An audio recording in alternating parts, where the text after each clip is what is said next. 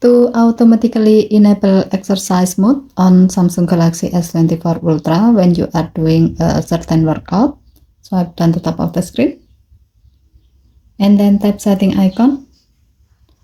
Scroll down the screen to find mode and routine. Tap mode and routine. While you are in the mode section, tap exercise. Tap turn on automatically. Now tap the gray on off switch next to during exercise until the switch turns blue to turn it on. Tap during exercise.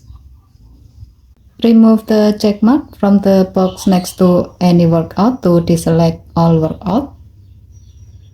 And then select the desired workout you like to use to automatically turn on this mode. As the example, we will select walking, running, and swimming.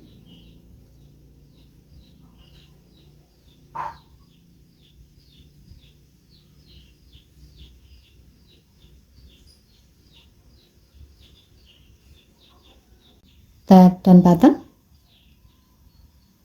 and then tap done button again to save the change.